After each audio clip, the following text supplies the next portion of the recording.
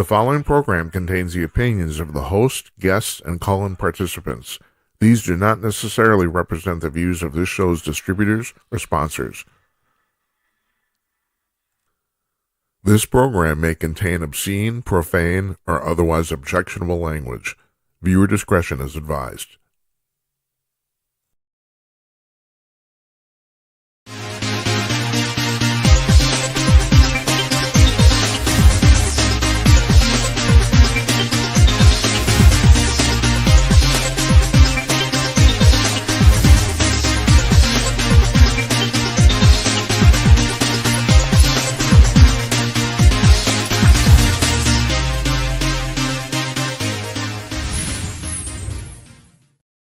Yes, coming to you cordless, everybody. It's Thursday night, March 14th, 2024. It's 11 p.m. on the East Coast of the United States, 8 p.m. on the West Coast, 2 o'clock in the afternoon in Sydney, Australia, and 10 p.m. Central Time, where I'm sitting here in Northeast Minneapolis. I am Jim Peters, and welcome to another edition of Jim Peters at Night, episode number 96. And yeah, as I was saying before we were so rudely interrupted, okay, so I ended up taking up a couple days off here, which I was not expecting. We did not do shows on Tuesday and Wednesday. That was not expected. And basically, here's the deal. Everything blew up. I had a family emergency. Our website was offline simultaneously, and that got dragged into bureaucratic hell. That when our website went offline an early Monday morning, and or no, late, yeah, early Tuesday morning, and came back on late last night, late Wednesday night, something like that. I don't know. I seriously, I am fucked up. What can I tell you? It has not been a good couple days, and so I'm putting on my game face here. I'm doing this. I'm glad to talk to you guys again. I feel at home here, so whatever. Anyway, thank you for tuning in. Really appreciate it. You tune in. Yeah, it's like tuner. You know, that's what we used to do years ago with the radio. We tuned it. Oh man. Okay, so tonight our guest is David Strom, uh, associate editor of HotAir.com. Now here's the deal. So we taped this. We didn't do a show last night, but we taped this yesterday afternoon. We were going to do a show last night, and that blew up too. So, but the thing is, this interview ended up being 93 minutes long. So we're doing something different here. We're busting it up into two parts. We're doing part one tonight, and then part two on Monday night. Got it? Let's see how this works. A friend of mine, I'm talking to a friend of mine today, he said, well, did you think about doing it in two parts? And then, no, I didn't. And I thought, well, okay, let's try it. What the heck? You know, we're going to experiment. We're going to experiment. We're 96 shows into this. And speaking of that, so I think I announced this on Monday that Facebook canned my account. Okay, so that was Monday night. Tuesday, they get back to me and say, no, we made a mistake. We're really sorry. We reinstated your account. Great, fine, fantastic. Facebook page for the show is offline though. And so it took me a couple days to figure out that, yeah, they restored my personal account, but they've deleted the page for the show. That we can't do, well, apparently that's verboten. Now, I have a long history of animosity with Facebook. I've been fucked around by these people for several years. So we're off of Facebook. That's all there's to it. That's pretty much what they want. It's pretty obvious. I could appeal this. I'm not going to. Fuck them. That's all I have to say. And also, we're also dropping Odyssey too, because it's just a pain in the ass and nobody's watching there. So I want to give you a list here. This is the place now. I'm going to have this updated this weekend. The updated list on the watch page on our website at jimatnight.com. But right now we are on Rumble, YouTube, Twitter, or X, or whatever you want to call it, Twitch, Trovo, and we're also doing audio only on Blog Talk Radio. That's where we're at right now. We've dropped Facebook. We've dropped Odyssey. Since before we started, we dropped OnlyFans. That was really weird. And the thing is, I'm kinda glad that they're getting a worse and worse reputation. They're really trying to push this thing about the fact that it's not all porn, and I thought, "Okay, fine."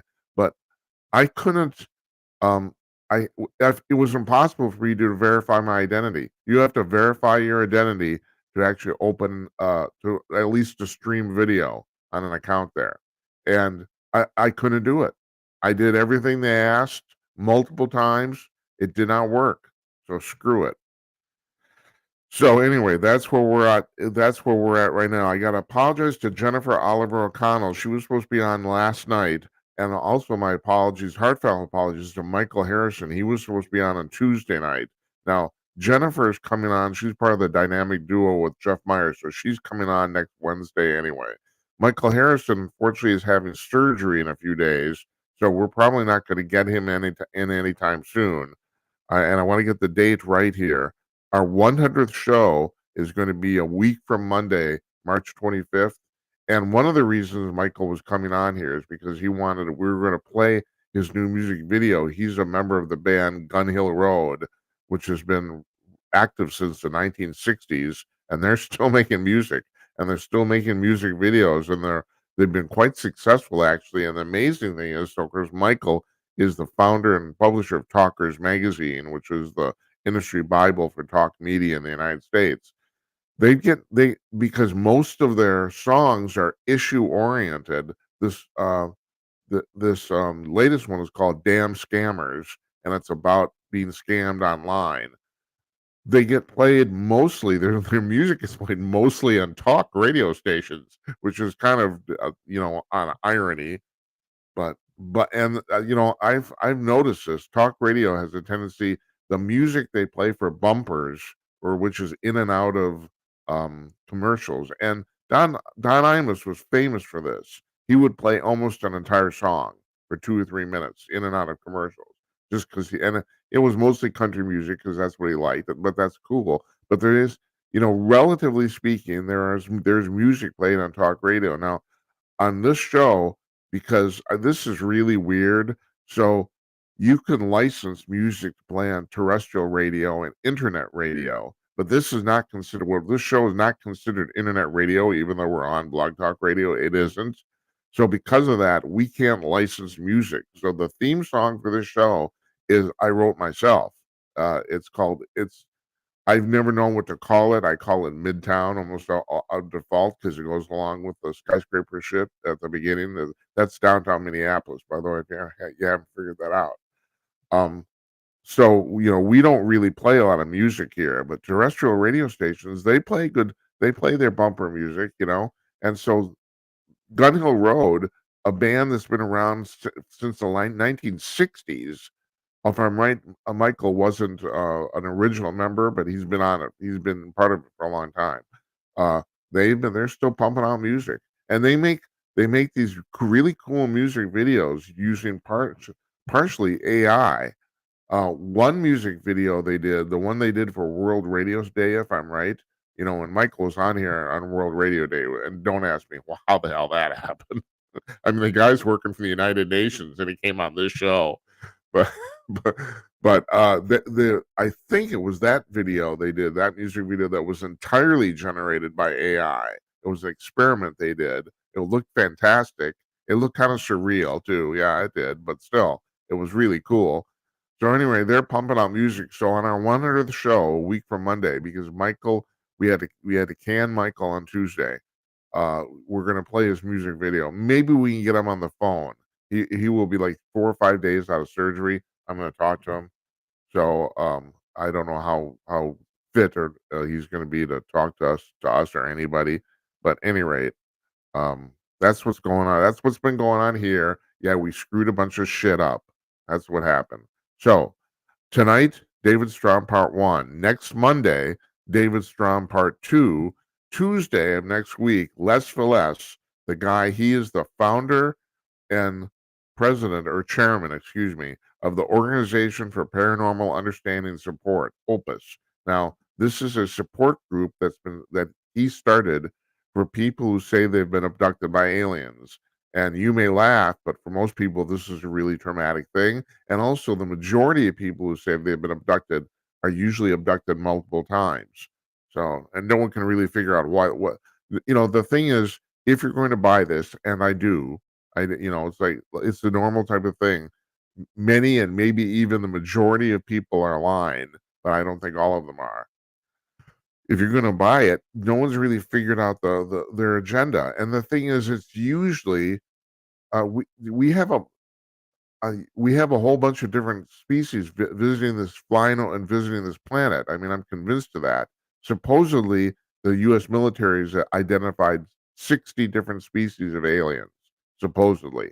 And this starts in the 1960s, where there were supposedly four of them, and they keep identifying more species. But the ones that are most associated with alien abductions are the classic gray aliens, which supposedly are from Zeta Reticuli, which is a star system, a double solar system, 37 light years from Earth. That's where supposedly they're at. It's a really there's two suns there. So you have planets going around two different suns, and apparently the people who've talked to this, and the thing is, and this is another thing. On April 22nd, we're going to have Kathleen Martin on the show, and it was aunt. Excuse me. She was the niece of Betty Hill, the woman who was of Betty and Barney Hill, who was abducted supposedly in 1961. And they did not want any publicity at all. They were looking for help because they were having a real hard time dealing with it mentally. So they went to a psychiatrist, a guy named Benjamin Simon, and Simon didn't know what to do. So he put them under hypnosis, the first time it ever happened. And they both spilled out virtually identical stories, even though they were hypnotized separately, about being abducted by these little gray beings. And so a lot, but this happened to Betty, and it's happened to apparently a lot of other people who say they've been abducted too, and that is usually the standard scenarios is the aliens are pretty cold and clinical, and they do a bunch of medical experiments, but after they're done, they kind of warm up a little bit. And so supposedly Betty said that after they were done with her procedure, she asked them, "Where are you from?" And one of the guys on the ship, well, the guys, what the hell? Here's the deal. They're people, okay? They might not be humans, but they're still people. So I'm gonna call one of the guys, well, took her into a room and showed her a large map on a holographic screen and said, "We're from there." And he said, "This doesn't mean anything to you." And the reason he said that, supposedly, is he knew that in 1961, matter of fact, I think it wasn't until 2006 or something like that. In 1961, no one on the planet Earth had ever seen Zeta Reticuli, which was a double star system. So you have two suns, which kind of, and what I don't know, I can't remember the term. They rotate around each other, and then around those two suns, they each have a solar system. So it's a really, really weird thing. And supposedly, all the planets on that double solar system, two of them evolved alien life, and so they were literally looking at each other across the divide. Uh, so anyway, what happened was Betty, said, where are you from? And he showed her and said, this is where we're from. And there were trade routes on this map. He said, we do trade without these other uh, civilizations, these other planets, And he said, here's your sun and here's Earth. Okay, fine, very great. So Dr. Simon asked Betty under hypnosis to draw the map, and she did. She drew a map. Stanton Friedman, who was Kathleen Martin's friend, and they wrote several books together. Stanton passed away, I think, 6 years ago, if I'm right, 2018. He said that this is a smoking gun of extraterrestrial encounters because a woman named Marjorie Fish, she taught high school astronomy. She wasn't even a college professor. She taught high school astronomy. She saw this map that Betty drew in a book and said, "Well, I'm going to figure out where the hell that is." And it took her quite a while, I think a couple of years, because the map of what Betty drew was a two-dimensional interpretation of a map she saw in three dimensions that was basically projected into the air. It was a holographic map. Holograms, they're three-dimensional. So you could walk around it. So she drew this map of, obviously on paper. And so Marjorie spent a couple of years looking into this, and she finally figured out it was Zeta Reticuli. But the thing is, like I said, no, in 1965, when Betty drew the map, nobody on the planet Earth knew where Zeta Reticuli was. So you have, what you're faced with is this. This is what Stan Friedman said.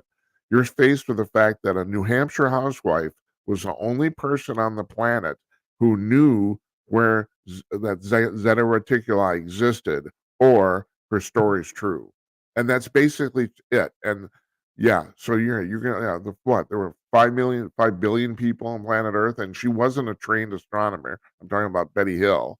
She wasn't trained in anything. She was literally a housewife. And so yeah, and Stan said this is a smoking gun, because there's only two alternatives there, and one of them doesn't make any sense. So anyway, Kathleen Martin's coming on in um, on April 22nd. And so I brought this up because of the fact that, yeah, most of the people who say they've been abducted by aliens say they've been abducted by the gray aliens, but not all of them. Not all of them. And most people say they've been abducted more than once. There seems to be some, um, a history or some idea that people are that this runs in families. Um, it's just anyway. Les Velez, this guy we're going to talk to on Tuesday, and he also wrote a book called The Unknown Other, and I've read the book. Yeah, I got to tell you, and you should. I recommend the book because you've heard of all these stories about people. Like I said, there's a classic abduction scenario. Some of these stories, and they're written by his clients, of course, anonymously, they're just really, really wild. I mean, just crazy, crazy. Like Carson used to say, weird, wild stuff. So at any rate, yeah. So we're going to talk to him. He's on next Tuesday. Thursday, we got Jazz Shah, our old friend. He's the weekend editor of HotAir.com. He's a UFO guy for the Salem Media Properties. He writes about politics and UFOs, and that's what I do. And we're somehow from the different brothers from the same different mothers or something like that. I don't know. Anyway, I always look forward to seeing him. Monday, a week from Monday, April 1st, we're doing our annual, or not annual, our month in review. So we have the month in review panel here. Don Zorro, Tim Conaway, and Larry Newman. If I'm right, everybody's going to be there. Right now, that's what it looks right now. The whole gang's going to be there, and we basically shoot the shit for an hour. It's like it was the Conk Weekend News podcast team, and it's where we're basically we get together once a month. That's what we got. That's from Monday. I'm taking the rest of that week off, and yeah, so that's the lineup. Now I just updated the front page of our website. On our website at jimandknight.com, at the bottom of the front page, there's a listing of guests that are coming up, and also there's a little sidebar there of posts, the recent posts in our blog too. Like I'm going to be posting over the weekend a link to David Strom stuff on Hot Air. And you want to read that. We had a really great conversation. My problem is I can't stop talking to this guy. That's my problem. It was 93 minutes, and we could have gone on longer. I mean, I still had questions. It's like, so anyway, yeah. So I hope you like this. So we're gonna play half of it, about 44 minutes tonight, and the rest of it on Monday. So you can call in for the first half of the show or the last half. But now, because our website's up and running, all the call-in stuff is working. We got our video call-in with your webcam, jimandknight.com/call. You go to that web page. I know this sounds weird, but it works really well. You go to that web page, you click the big blue button at the top of the screen. You're in our preview page. You check your camera and mic, and then you hit join at the bottom, and you're in the video queue. And I put you on the air. It's every person I've taught has done this. I ask every single person, It's simple as can be. It's even simpler than making a FaceTime call. It is. You can do this. You know, our longtime caller, David from San Francisco, he said the first time he did it, he said, "I had a harder time finding your website than actually calling in." And that's true. You know, you can call by audio only. You can call with your phone uh, uh, via the good people at Blog Talk Radio. Uh, and the number there is 563-999-3435 on the screen right there. And you hear the sexy British lady. And she is. She's British and she's sexy. And so she will tell you that you connected, and then you listen to the show until I put you on.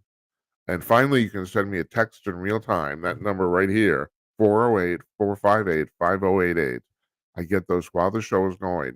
If you're on any of the platforms, Rumble, YouTube, uh, not Facebook, or like Twitch, and your those chat rooms that are there running while we're on the air, you I can't see them, and because I got to be honest, I refuse. There's a lot of people who follow all this stuff, but I think they're morons because it's like the show's terrible because they're literally spending so much time reading. And I know, I'm the traditionalist and I'm an old fart. I know that. I know that the youngins, they don't care. I understand. I'm trying to make, I spend my life in presentation. I'm trying to make a deal, do a reasonable presentation. I'm not going to sit here and read just scrolls and scrolls of text while I'm on camera. I'm not gonna. But if you send me a text message, that I got a screen off to the side, that I will get. So that's the deal. If you want to actually communicate with me during the show, you can send me if you don't want to call in, you can send me a text message at that number. You can also call that number, and if you do, you can leave a 30-second voicemail. We get a few voicemails, not a lot. I've always threatened that I'm gonna put the funny ones on the air, but we've never so far. Not It's not enough to justify me going through the work of doing that. But yeah, so you can leave me a 30-second voicemail too. That I don't get while the show's on. All right, my God, it's like what, like blah blah blah. But the problem the problem with doing with today is that we had so much time off and so much shit went wrong, and it's like, so anyway, oh, finally, this is really important. I'd like to thank our people who sponsor the show. Our sponsors, Conch News, and here's their front page of Conch News right now. This is in real time, and the reason that's important is because this page updates every 3 hours. So uh, you'll see the articles here. You can't see my cursor. I keep forgetting this. You got a bunch of women making a action lawsuit against the NCAA to keep out trans men or trans women or whatever they're called. I don't know. I'm losing track. And here, former Secretary of the Treasury, Mnuchin, is he's trying to put together a group to buy TikTok, and that's I got that on the rundown, and we talked about this on Monday, but it bears talking about again. So the dishonest liars at TikTok are flooding TikTok, their actual app. If you sign in the last 4 or 5 days, when you sign in, you get a error, or not an error message. You get a message saying Congress is trying to ban TikTok. Call Congress, your congressman, and tell them not to. And Congress has been flooded with calls from TikTok users. I've had several people have said it's the most calls they've ever gotten about anything. And you got teenagers who are threatening to kill themselves. You got people who are threatening to kill congressmen for doing this. And yet here's the amazing thing. Congress is not banning TikTok. All they've said is that the Chinese company that owns it has to sell it to an American company. They said if that doesn't happen in 6 months, then they will ban TikTok. But they're not actually banning TikTok. And TikTok is putting out these goddamn press releases saying, well, it doesn't matter how they try to dress this up, it's a ban. No, it's not. It is not a ban. Everyone in America seems to think that if you lie loud and hard enough, you can change the truth. No, you can't. It's not a ban. Got that? But it will be a ban if they can't sell the thing. They should be able to. There's plenty of people who are interested in buying it. Now, Trump has come out. He says they don't think they should do this because he said he's afraid if TikTok does go away, that Facebook will end up inheriting their users because of Facebook and Instagram or Meta, excuse me, because I'm just talking about the fact we just got banned by Facebook. So they and so I'm with Trump. He says he doesn't want Zuckerberg to have any more wealth, power, or users that he already has. And yeah, let me just get straight to the point here. Mark Zuckerberg can go fuck himself. That's what I think. I mean, I've had so much trouble with this company. So I'm telling my friend today. I had lunch with a friend, and I'm telling him about this. He said, "But he said your view, you don't have a lot of viewers yet." I said, no, I don't. And it's true. I mean, who are you fooling, right? Why would they ban you? Yeah, that's a damn good question. You'd like to think that I'm not important enough for them to bother with, but they do. Matter of fact, this is not the first time this has happened to me. So uh, shit. But anyway, Trump says no, don't shut down TikTok because then Zuckerberg will inherit the users. And here's the thing with this. I don't think that's true. And the reason is because the reason TikTok is so popular. It is now the most popular social application on the internet in America. The reason is I've been on TikTok. It's really easy to use. And this is the thing. The Facebook interface, it doesn't matter how you access it, app, web, whatever, it sucks. It just plain sucks, and you can't go like 30 seconds on Facebook without them hitting you up to place an ad or I mean, maybe, I mean, I suppose that's working for them as far as collecting money, but Jesus, the interface is terrible. And it's true, but it's true. The Chinese once again have taken an idea we did. They've done it one better. I mean, you have to give them credit. That's the thing. TikTok is popular because it's really, really user friendly.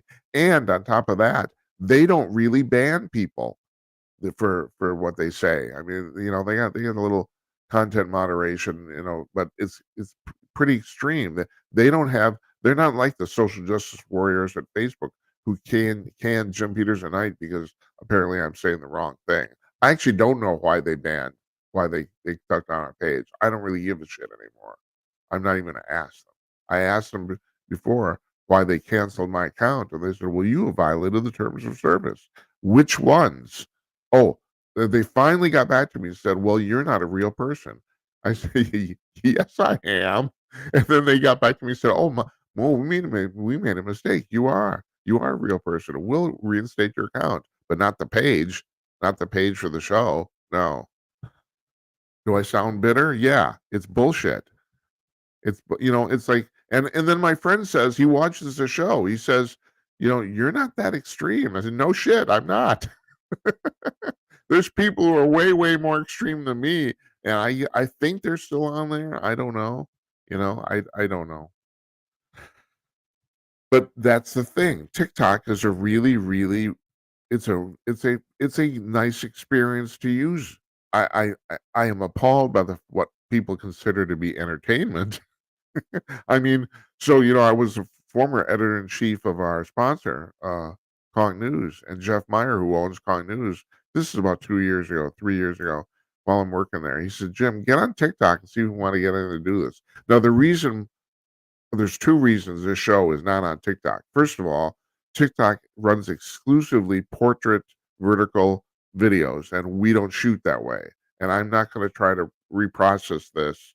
I mean, we are doing landscape, eh, classic HD television signal. So I'm a matter of fact. Let me take this off screen there. So we're not we don't broadcast that way. And also the fact that the Chinese own it, I won't have anything to do with it. I know that everybody and their brother, the people. I do not consider this to be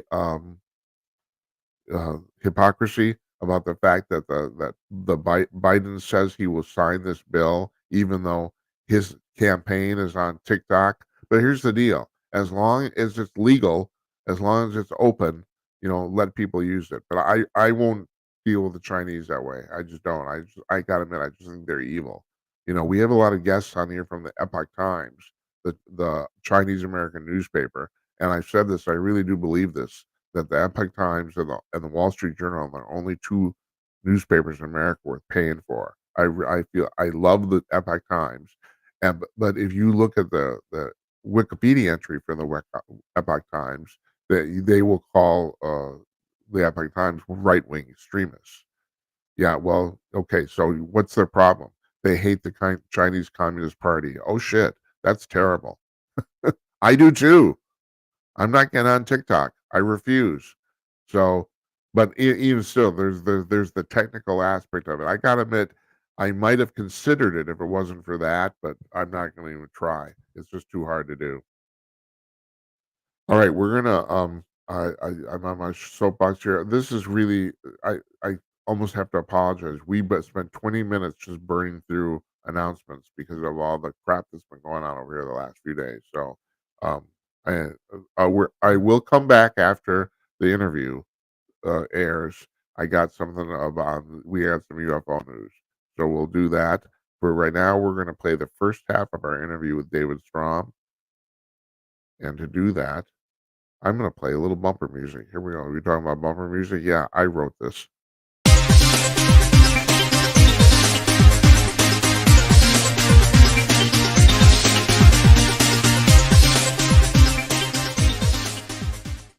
Joining us from his home in North Minneapolis, the associate editor of HotAir.com, David Strom. David, good afternoon. It's always good to be on with you. Oh man, I can't tell you. It's like I mean, you've been on a real tear lately on Hot Air. I read your stuff daily, and man, it's like God bless you for doing what you do. So we got a zillion questions today. I want to start out with there's an article you just posted like in the last couple hours. It's 3:00 in the afternoon Central Time here on Wednesday, and the article about the Indigenous Canadians in Vancouver. You can't make this shit up. You want to go ahead and explain it? Well, it really is great. It encapsulates the the current socialist, liberal, awful, the affluent white liberal women. What a great acronym. Yes. Anyway, the basic facts are that the Indigenous people of Canada are beginning to enforce treaty rights. They signed a lot of treaties back in the 19th century, and they got screwed on a lot of them. And they've won some legal cases that have afforded them some land, including within some Canadian cities. I mean, they're not taking over, all of Canada again. But, they're getting compensation that they're due. And in Vancouver, which is a beautiful city and a very liberal city, and an incredibly wealthy and crowded city, there's several tribes that have access to, parcels of land, 10, 12 acres here and there. And in Vancouver, real estate prices are ridiculous. The housing supply is very short. And, the cost of living is awful. And so what these tribes decided to do with this land was not turn it into sort of, places where you worship the land. They're building housing. And they're not just building housing, they're building skyscrapers. And this is driving the awfuls nuts. It's like, you are supposed to be the back to the land, worship the land people. You're supposed to be building wigwams and carving totem poles and all of that. And instead, they are like, well, we're going to live the Canadian dream. Build this stuff. And the skyscrapers are gorgeous. And also, it bears the example you wrote about in particular. You're talking about only 10 acres, which is actually not that big a piece of land. So, yeah, if you put like 10 skyscrapers on that, you're basically talking about Rockefeller Center. I mean, Oh yeah, no, it is going to be the most dense housing in Canada, and it actually violates all the zoning regulations in Vancouver. But this is their land and it's sovereign territory, and so basically they're going like this, Yeah. to all these liberals, and I'm like, yeah, I love these guys, Oh, we should point out here, you and I both live in Minneapolis. So in Minnesota, uh, uh, Native American casinos are legion. We have Yeah, one outside here in Minneapolis called Mystic Lake, which is basically I think it's the closest you can get to Las Vegas outside of Las yeah, Vegas. I'm from Red Wing, Minnesota, where Treasure Island is. If you would come up to me in high school 50 years ago and said, someday there's going to be a giant casino in town, I would have told you were fucking nuts. yeah. But it's there. It's the second largest casino in the state, and Mystic Lake is the first. And God bless these people. They have completely, what's the white man's weakness? Gambling. Yes. Yeah, we handed them alcohol in the 19th century, and That's right. give it a I know. It's hilarious. It's just hilarious. And Well, one of the weirdest things for me, I grew up in Arizona, and I actually taught on the Navajo reservation for 2 summers, and so I have a very different view of Native American relations with white people than a lot of Minnesotans do. And I think there are historical reasons for that. Minnesota tends, I mean, let's face it, Minnesotans tend to be kind of racist against Indians. uh-huh. There's a lot of hostility there. Although it's actually understandable because Minnesota is dominated by families that have been here for generations. And, there were massacres on both sides Yes, in the that's right. 19th century. So it is family lore, just as the Civil War is family lore in the South, Right. which is why you see a lot more focus on that. In Arizona, everyone's from somewhere else. Uh-huh. And so you go to a reservation there, and it's like, this is a shithole. These people got a really bad deal, and there's no family history or anything like that to sort of color how people look at it. So I've always been much more sympathetic to the plight of Native Americans. I think that they got screwed twice. Yeah, but hold on a second. Wouldn't you say my experience is that here in Minnesota, before the casinos, the reservations were shitholes too. Oh yeah. Yeah, right. Oh, when I moved to Minnesota in 1982, so well before the casinos, and when I first heard about Native Americans, it was always in the context of alcoholism and homelessness in the streets. Either they were on the reservation, uh, and they were kind of shitholes, but the people who were in the cities were worse off. Yeah. Uh, a lot of them were homeless, alcoholics, and post casinos. There's been a lot of effort, by Indian tribes to help out people whose lives had been ruined. Now, I happen to think that one of the biggest mistakes that was made was pretending that you could freeze time, create these reservations and try to stop history. Really, Hold on. Are you talking about like stopping history or reversing history? well, really Yeah. reversing history, and Yeah. that's basically the complaint in Vancouver is Right. that the Indians aren't playing the what a friend of mine called the dirt worshiping heathen role. you know, he got into a lot of trouble with that, but Yeah. Well, yeah, I understand. but that's actually what a lot of liberals want the Indians to be. Oh, yeah. Sort of this. They want the crying Indian with the headdress Right. who's oppressed by the Right. white man, and the idea that a Native American could join the modern world is offensive to them. Yeah. And we're wiping out their culture, and you know, that's actually total bullshit. It is. All you need to know, if you know anything about history, Native American culture died when disease from Europe came over. Right. Just as really medieval society in Europe died when the Black Plague came from China. China and Mongolia, disease, Hmm. and there it wiped out in Europe. The Black Plague wiped out 40 to 60% of Europeans. Yeah. Here, because there was no communication between the New World and the Old World, it was closer to 90%. And so, it's like native society was dead.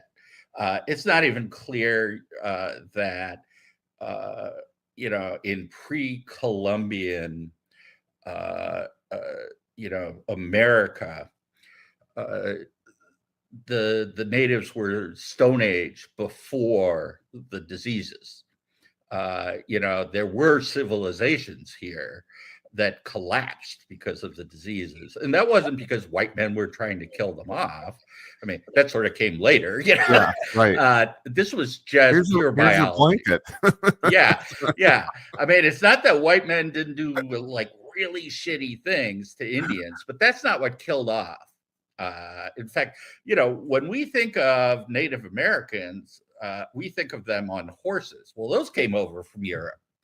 Much of what we, as horses, sheep, a lot of the herding that we think of that was associated with Native Americans actually was already part of the cultural invasion that had taken place.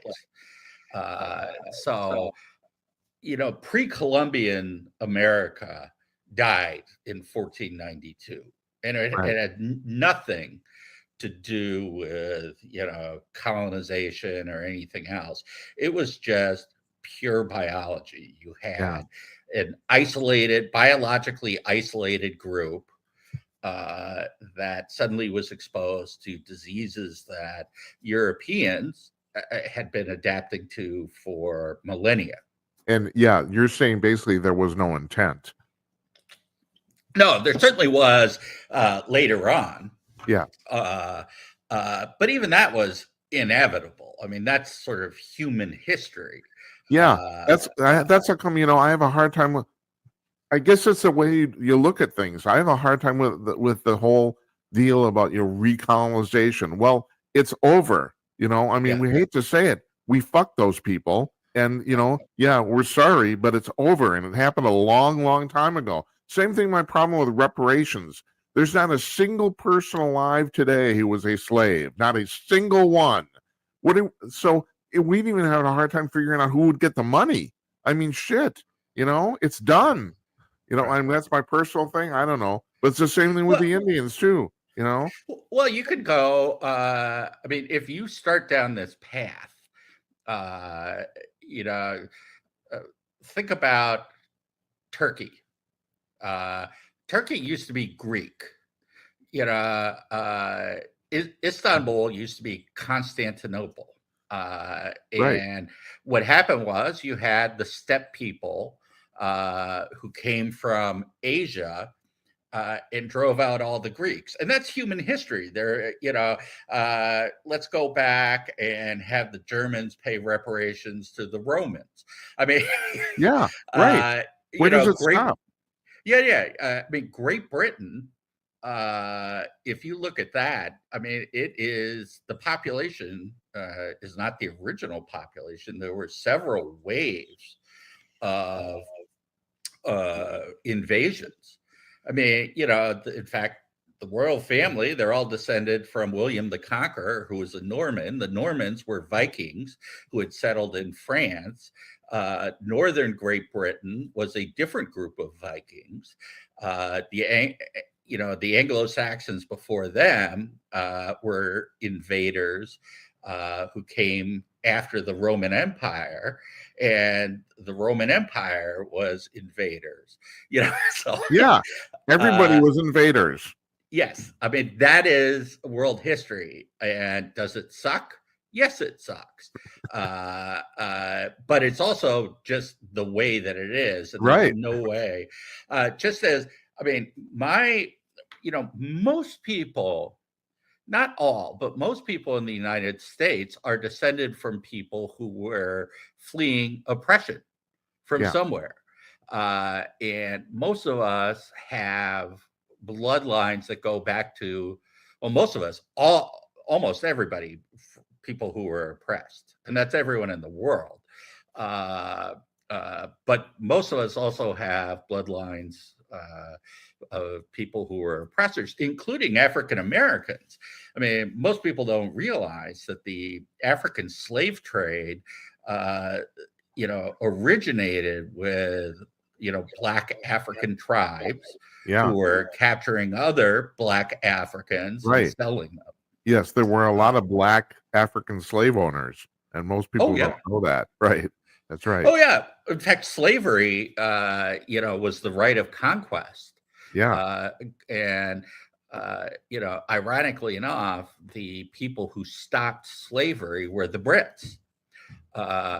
And everyone talks about them as the ultimate colonialists. Well, they're the ones who stopped the slave trade. The African slave trade was cut off in the early 19th century. And also, ironically enough, even while the United States had slaves, we cut off the African slave trade. So the only slaves here were people who were born here, and we helped the British cut off the African slave trade.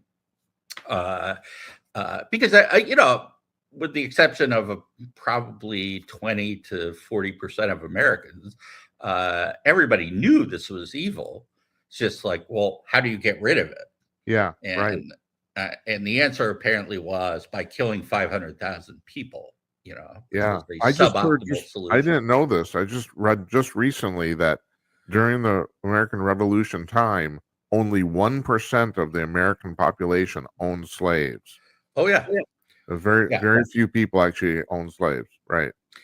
I Yeah. don't know. And they were very highly concentrated.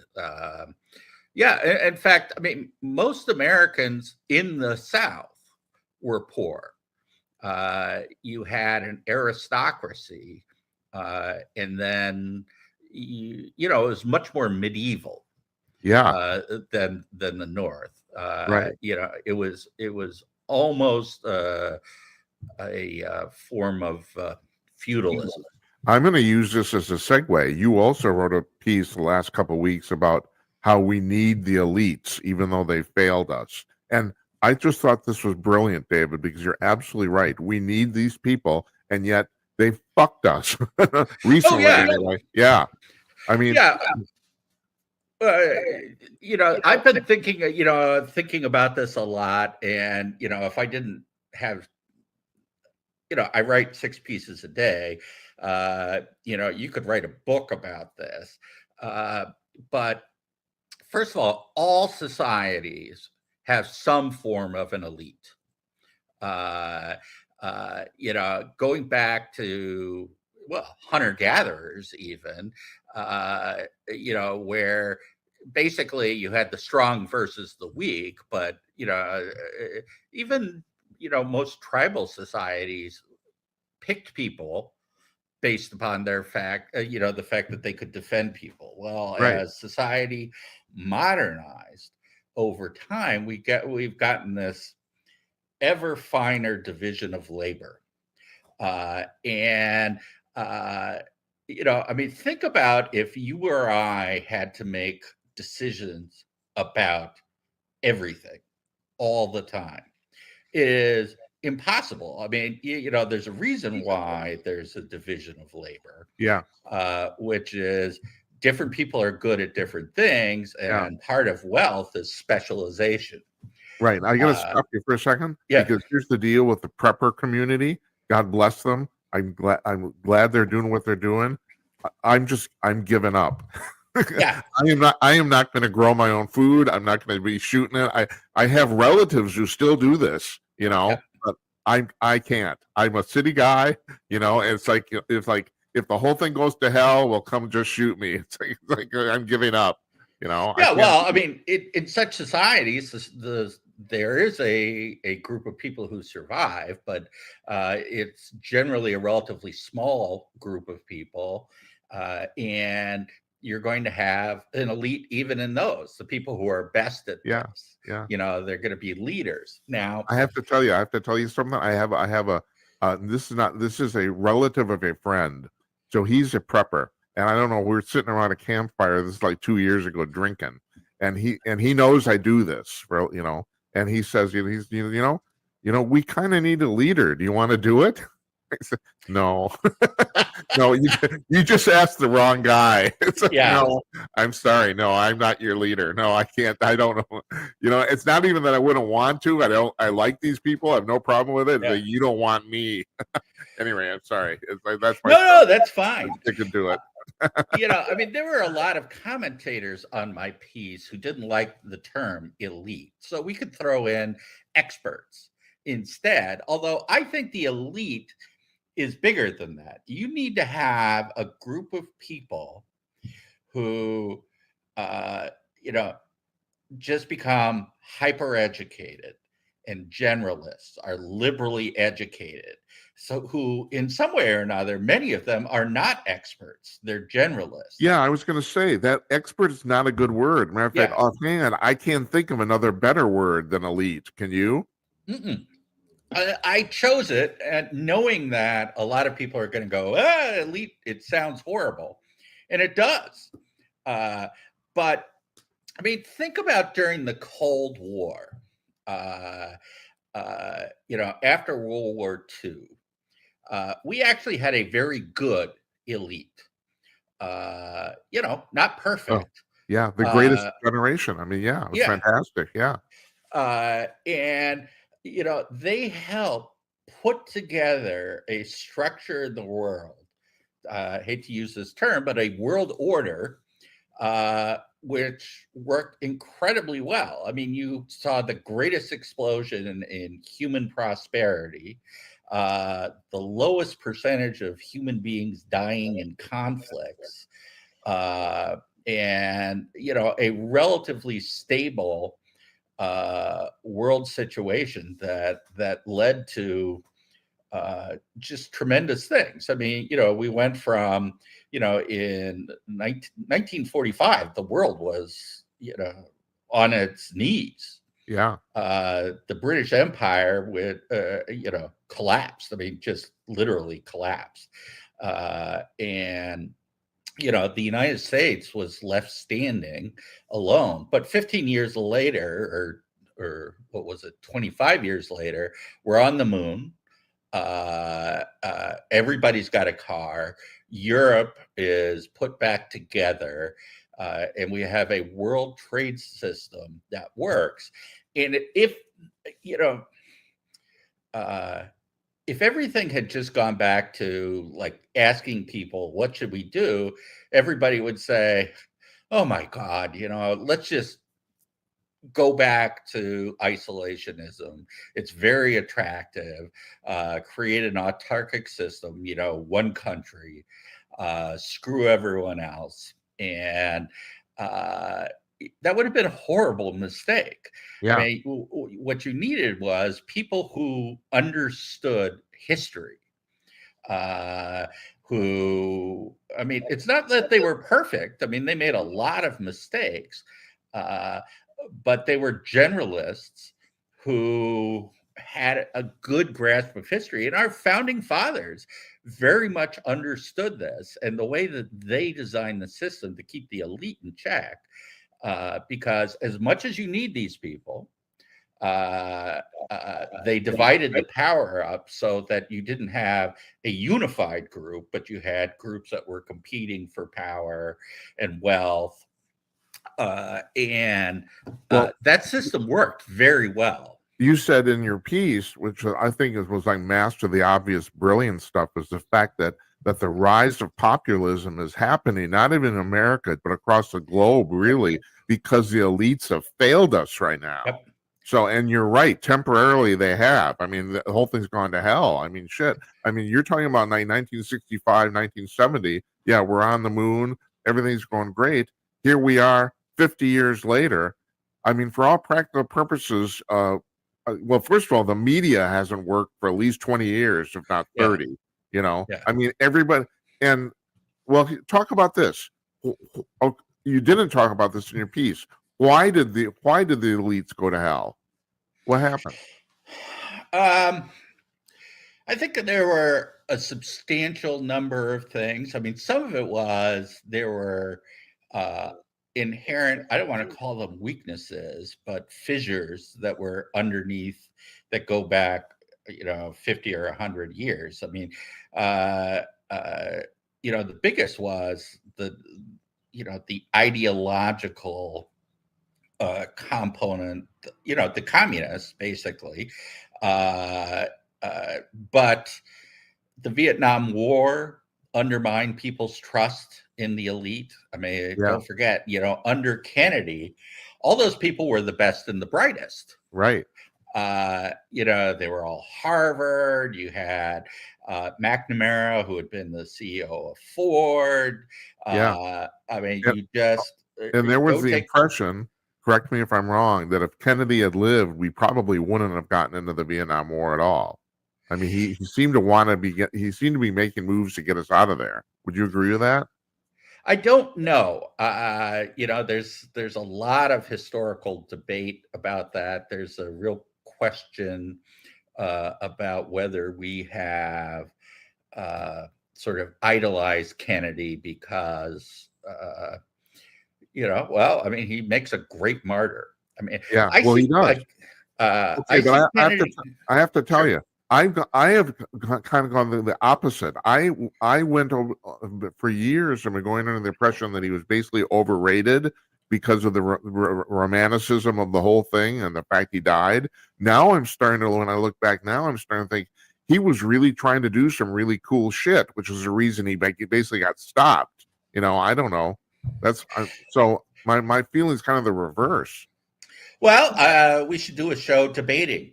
I'll take the position that if Nixon had won in 1960, in fact, I wrote a piece saying this. If Nixon had won in 1960, the world would have been a much better place. Oh, Uh, interesting. That's really uh, interesting.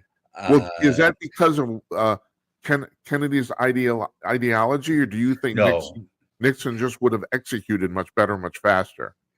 Well, I think the problem with Kennedy, and I don't want to get too far off on this tangent because we should do an entire Yeah, we probably show should. on this alternate history. The problem with Kennedy was not his ideology. Actually, Kennedy and Reagan were actually very close in ideological terms. Yeah, Uh, Kennedy was not a huge welfare stater. He was a anti-communist to the core. The problem with Kennedy really boils down to uh, uh, he really, really fucked up with the Bay of Pigs, oh yeah, for and sure.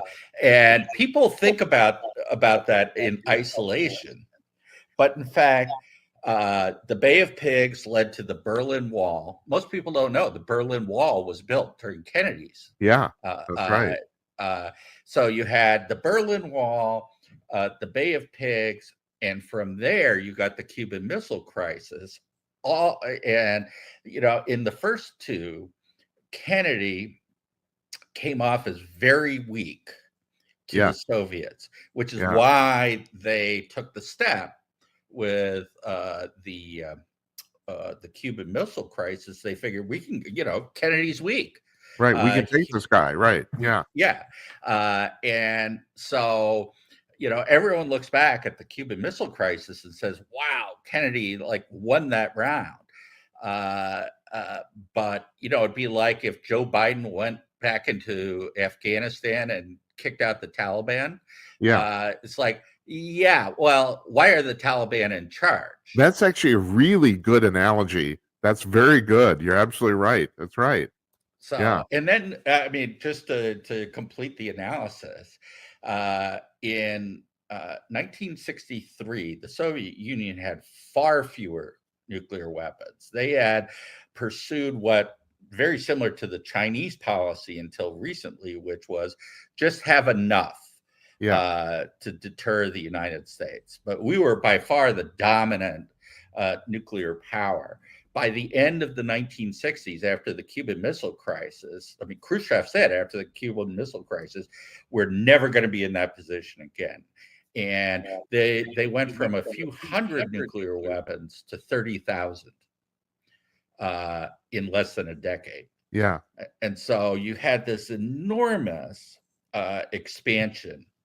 And, you know, but when Kennedy went in, tensions were not that high with the Soviet Union.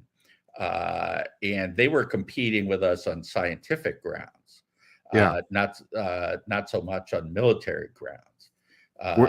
When you were talking about Nixon, let's forget that alternative history for a moment and go to 68 when Nixon was actually elected. There's a lot of people who think that if it wasn't for Watergate, if you took Watergate out of the equation, Nixon would have went down as a truly great president. Do you agree with that? Yes, I do. And here's a bit of evidence for you. I grew up in a Nixon hating household. I mean, absolute, he was the devil.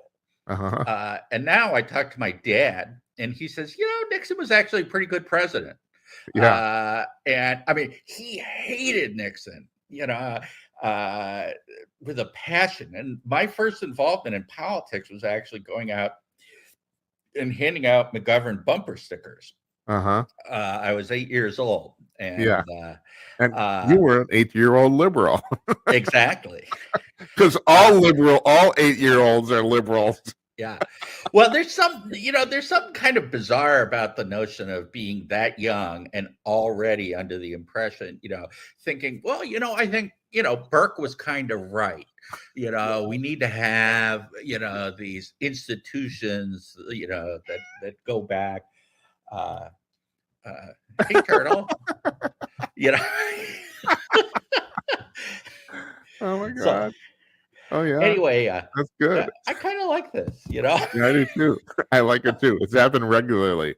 I talk to people all the time. The cats are always walking in front. Yeah. Yeah. Okay, let me run another scenario by you. So I've always said that the I can't remember what actually day that they broke in. Was it March 72 when they broke into the Watergate complex? Something like that. Something like that. So okay, so now historians pretty much agree Nixon didn't know that they were going to do that. So he's truly innocent in that regard. If Nixon had got up in the press room the next day and said, "Look, a bunch of our guys got into the Democratic National Headquarters. If they committed a crime, we're really sorry. We're going to prosecute them to the full extent of the law." No one would remember this. This would all have been a complete footnote to history. I don't have to tell you, the problem is the cover-up, not what they did. Yeah, and the ironic thing, I don't know if it's ironic, but this was sort of the where you got the first bit of lawfare getting into politics, because I mean, what the Nixon campaign did was small potatoes compared to what was done during the Johnson administration, and even during the Kennedy administration. I mean, you have to remember Robert Kennedy had Martin Luther King bugged, and the White House was sending letters to Martin Luther King Jr. suggesting he commit suicide. I mean, so. Also, could you explain something to me? I don't understand how the Kennedy campaign could get away with courting the mafia and then winning and turning around and saying, "We're going to get rid of your fucking ass." What were they? How could you not think there's going to be retribution? I don't understand. I don't know. I mean, it's certainly had a dramatic impact on our history. Yeah. But I don't know what drove it. I mean, obviously, the Kennedy family had a longstanding relationship with the mob, Right. uh, Right. just as Johnson. I mean, Johnson's version of politics when he was in Texas was incredibly violent. I mean, the stuff that they did in southern Texas to coerce, Hispanics to vote for Johnson, and the amount of voter fraud that was involved there and in Chicago, um, it was generally at least suspected, maybe even understood, that the 1960 election uh, was won through shenanigans. Yeah. Now, and at this point, I think that's a generally accepted historical view, and that is that Kennedy or Kennedy's father specifically cheated in Cook County, and the election was. Yeah, It's still one of the closest elections in American yeah. history, and that flipping that one county flipped Illinois, and that flipped the electoral count. I mean, it's really amazing. It is. Well, to me, one of the most fascinating uh, uh, psychological things that I've seen is how liberals will simultaneously come out and explain to you how the 2016 election was stolen, and then turn around and say that it's absolutely inconceivable and a conspiracy theory that a 2020 election could be Yeah, stolen, I know. and that's election denialism. Right. And Right. it's just, it's like, well, I mean, how do you Yeah. think? I mean, how do Yeah. you hold these ideas? And I just look at this in a practical, uh, well, first of all, I have a little bit of personal experience because I've participated in 2 recounts. And I can tell you that here in the state of Minnesota, they go in the nursing homes and they have electoral officials vote for people. Yeah. Uh, Okay, I gotta and stop you. And this is yeah, probably too inside for the audience, but I don't care. Did Norm Coleman get screwed? Norm Coleman got screwed. Yeah, Uh, he did, uh, didn't he? uh, but I mean, here's the flip side. Uh, uh, Republicans are very bad at this sort of stuff. Yes, we're Uh, terrible. I'd say uh, I shouldn't probably, but yeah, yeah, no, I mean, it was actually quite shocking because I participated in that recount, yeah. and I remember Oh, do going through it. you wanna quickly explain to people watching what exactly we're talking about? Well, what was it? 2000 and something. I forget Yeah, I what. can't Uh, remember either. It's uh, Coleman versus Franken, I think. Franken, right, that's right. Yeah. Uh-huh, Very close election. And when my wife Margaret and I think it was in Hutchinson, which is west of the Twin Cities. We were the Republican counters, uh-huh, and you're across from Democrats. And before you go in, you get an education from your party. Here's what you do. Here's how you challenge ballots, and here are the criteria and if that. I'm right, there were 3,000,000 votes cast, and I think when on election night, Coleman was ahead by about 100 votes, right? Out of Yeah, 3,000,000, so it's really, really now we also have the automatic recount here on, it's yep, less than 1/2 of 1%, so it was razor thin, so go ahead. yeah, yeah. And we went in there, and first of all, the Democrats had lawyers pretty much at every single recount area, so they're in there and they're advising. Republicans probably had 10 lawyers for the Yeah, entire state. right, uh, and the Democrats were told, if there's anything that you can challenge a ballot on, challenge it. If it's a Norm Coleman ballot. right, We were told only challenge if it's pretty clear that there's something really wrong yeah, with this. Well, as a practical matter, their strategy just was better. I mean, they had a much bigger pool of challenge ballots that then go to, up the legal chain. And right, so they were able to toss, I mean, it really was uh, about tossing out ballots. Oh, this is spoiled. And Yeah. more Norm Coleman ballots got tossed out uh, than Al Franken ballots. And that's how they won. And that's because they had a really good legal strategy. And, that's been pretty much the case for the past 20 years. Republicans just suck at this. Yes. And the Democrats have gotten more and more and more sophisticated. As a matter of fact, I gotta be honest with you. I'm amazed the Republicans win anything when you can consider the stuff. You know, I mean, the Democrats are so good at it, and Yes. the Republicans are so poor. It's amazing, and yet we're still kind of competing. That's really amazing. Also, hold it. Yeah. Before you go on, one more thing too. My friend Jeff Meyer at Conk News, he said, I'm curious to see if you agree with this, that the Coleman Franken thing was kind of a test case to see if they could get away with the shenanigans. Do you think there's anything to that? I think there is some, although they have gotten so much more sophisticated since then. Uh-huh. Uh, their goal is, of course, to keep it away from anything close to a recount. And Right.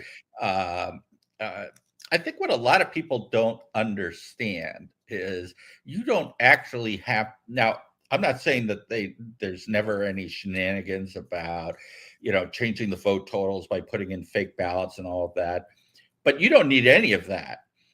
Just the ballot harvesting, all sorts of things that are perfectly legal but perfectly immoral.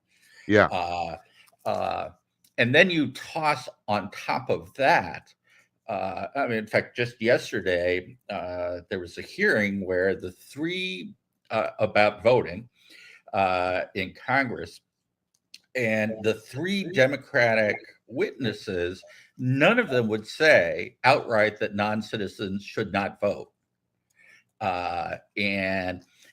So there are all these states. Just think about this for a second. There are a bunch of states out there where they will give you a driver's license, no questions asked, no citizenship requirement, no green card, no documentation at all. Minnesota being one of these states, and we have motor voter. Right. And there is no question that there are lots of illegal immigrants who are registered to vote. And we know that partly because some people who are on the path to citizenship, they came here legally. They got visas and green cards, are on the path to citizenship, and they find out that they've got an obstacle, which is they're registered to vote. And it's like, well, I didn't register to vote. And it turned out to be a motor voter thing. But that's something where you could get kicked out of the country if you get caught. Yeah. Now, if you are someone who came here illegally, you may be a perfectly nice person, but one thing we know absolutely beyond the shadow of the doubt is they are perfectly willing to violate American laws. Right? We know that because they're here. They're here, exactly. It's the very definition of their existence, right? Yes, and there's all this infrastructure that has been built in nonprofits and social service agencies, all about integrating these people into society, getting them welfare and housing and driver's licenses and all of that. And if you think that there is not encouragement for some of these people to get out and vote, after all, you don't even have to speak English to go vote. You don't need an ID to vote. Here in Minnesota, all you have to do is walk up and say, that guy is going to vouch for me, and boom, you can vote. Yeah. So, the entire system is rigged. And when people say, well, prove it, it's like, well, how could I possibly prove it? You have taken away every single way that I can check. It is impossible. It's to the point now where we have lawsuits regularly where there are laws on the books that say you have to clean up your voter rolls because people die, they move. You have to make sure that people, I mean, there are vast numbers of people who are registered to vote at addresses that don't even exist. I just saw a documentary or a story about a homeless shelter that had 1,000 people who had that address to Mm-hmm. register to vote. That was their residence. It's like, well, who are these people? Where are they? And now that we mail out ballots, that means 1,000 ballots go to this homeless shelter. Yeah. And then you think that a lot of those don't get returned? Not by the people who supposedly, I mean, it's like, come on. And there's no way to check. Right. And that's what the Democrats are pushing for.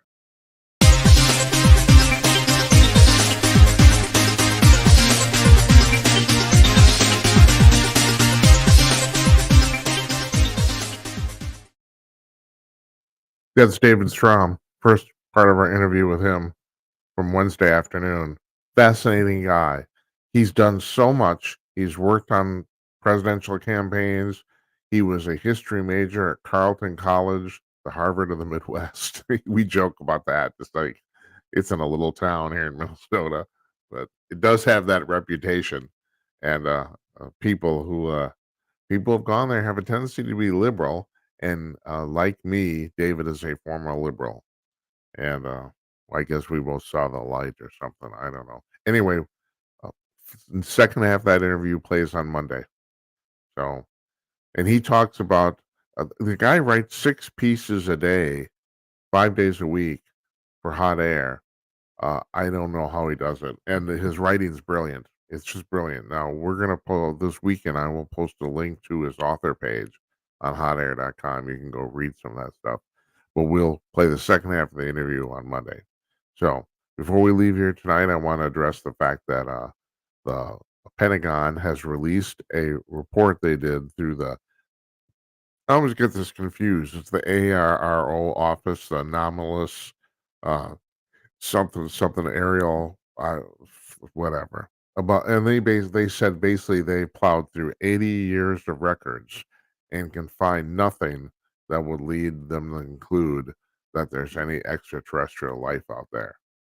Okay, so let's try this. Those things that been flying around the fighter pilots at the Nimitz and all over the place. Hell, on the East Coast at the Roosevelt, what was it? Ryan Graves said they saw these things every day for over 2 years. That they were commonplace. They stopped basically tracking them because they these little tic tac things flying around. All right, so there's either three things going on here. Either we and those are ours. That would be the federal U.S. government, and we haven't told other branches about the military about it. And there's something to that. I'll get that to just a second. Or else they belong to China or Russia, in which case, like Tim Burchett, the congressman, said, if that's the case, we're screwed.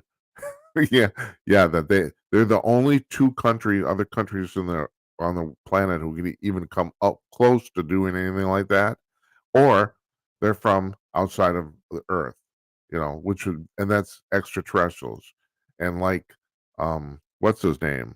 Oh God, now it's Christopher Mellon, the guy who was a deputy secretary of defense. He said nobody in Washington. He wrote this in a piece for about a year and a half, 2 years ago. Nobody in Washington wants to say the A word. The A word is aliens.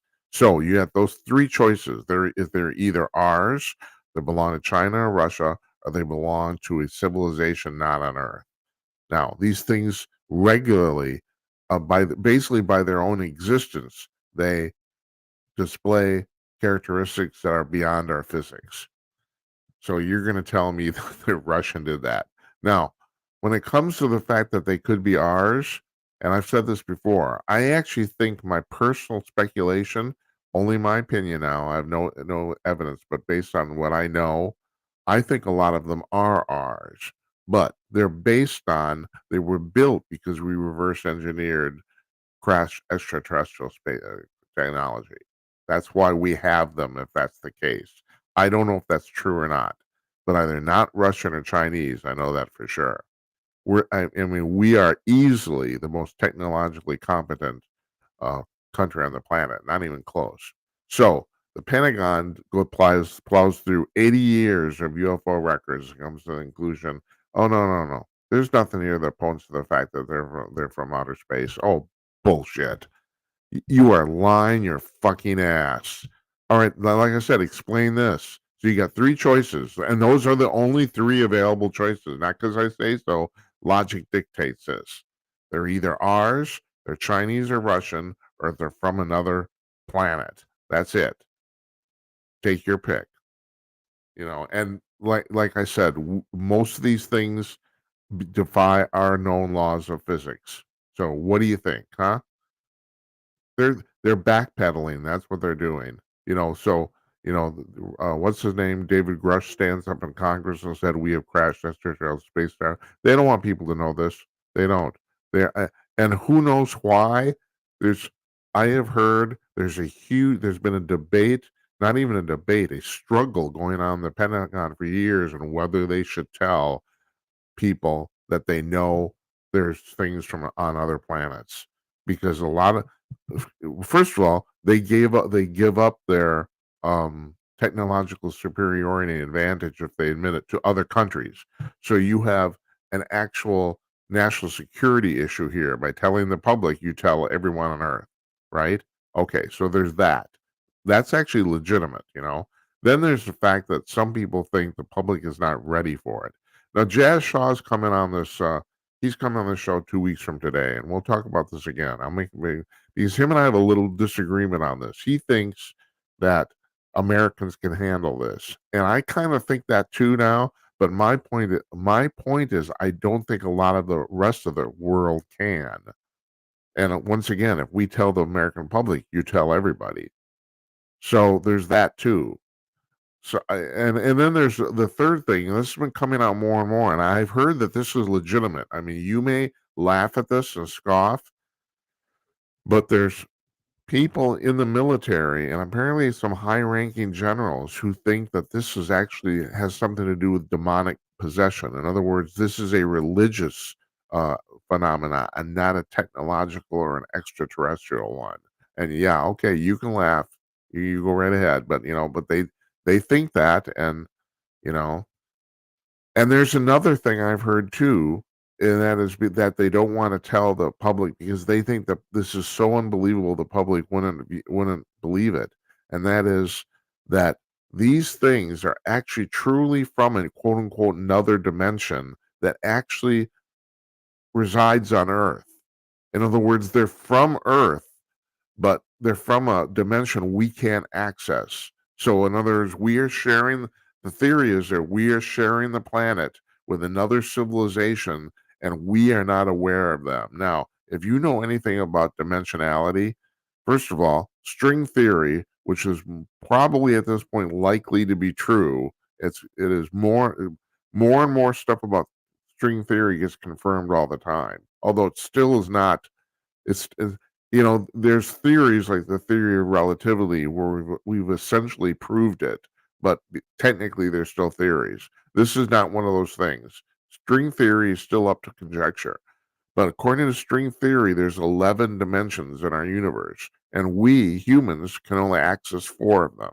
And we're not, we may be able to design equipment and technology that can access the rest of them. But as humans, we will never, ever, we do not have the ability to see beyond four dimensions.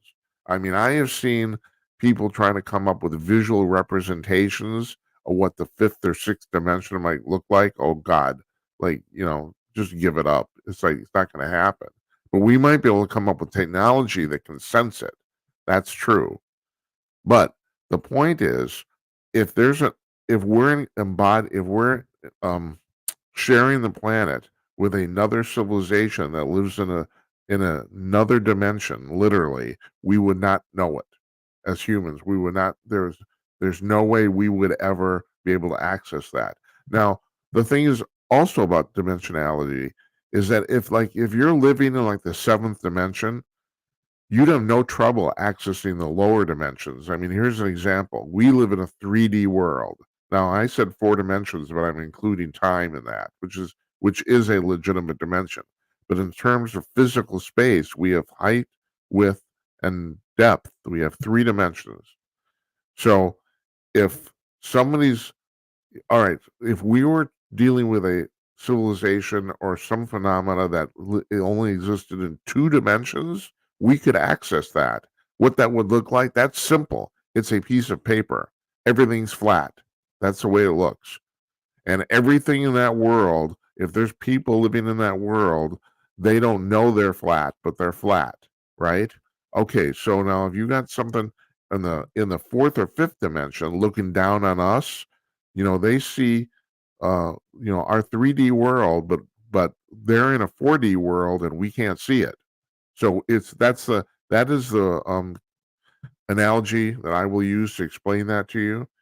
But there are people who are saying this is actually going on, and they don't want to tell the public because they don't think the public could understand it both literally and conceptually. And that's probably true. How would you explain to somebody that there's somebody living in another house on top of the house that you have, and you can't see them or tell?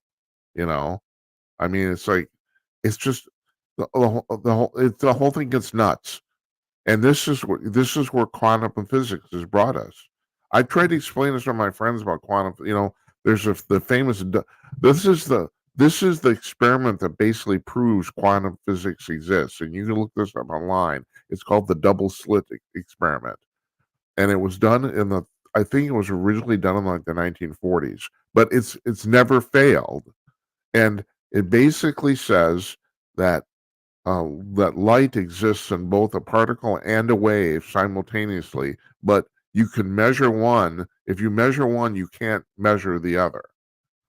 And it basically proves the whole quantum physics phenomena. I've tried to explain to my friends about quantum physics, and I've had some very, very intelligent people tell me, well, that's bullshit. And no, it's not. like for example, you in quantum physics, observing an experiment can change the results of the experiment. I'm not talking about looking at the data. I'm actually talking about literally standing in front of the goddamn machine and looking at it can change the data. Yeah, and people can, my highly educated friend, he doesn't understand this. He said, "No, you're talking about the no. I'm not talking about the data. I'm talking about literally standing there watching it changes the data." And he said, "Well, no, oh, okay, right." So, all right, yeah. So, anyway, so yeah, the Pentagon's trying to tell you and us and me that none of these things are from other planets. Yeah, sure. Yeah, you keep on talking like that. That's bullshit. I, folks, I mean, here's my thing. Once again, my personal opinion, but I've been studying this for 30, 40 years. Not only are extraterrestrials visiting Earth, they're actually all over the fucking place. They're flying around all over the place. It's like, and we don't see them because they make certain that we don't. So, yeah, and you can call me nuts. Don't care. I don't care. Don't care if you call me nuts because I think I'm being proven right. For years, I was the guy saying, and this is the reason I have the thing on the introduction of the show that says King of Conspiracies. I was the guy saying we have crashed extraterrestrial spacecraft. I had people tell me I was crazy. You're nuts. You're crazy. It's bullshit. And then in 2017, in December 2017, the government comes out and says, "Oh yeah, we these things are flying around and we don't know what they are." Yeah, and I have people now that won't talk to me because I was right. It's like, all right, fine. Yeah, yeah, that's okay. All right.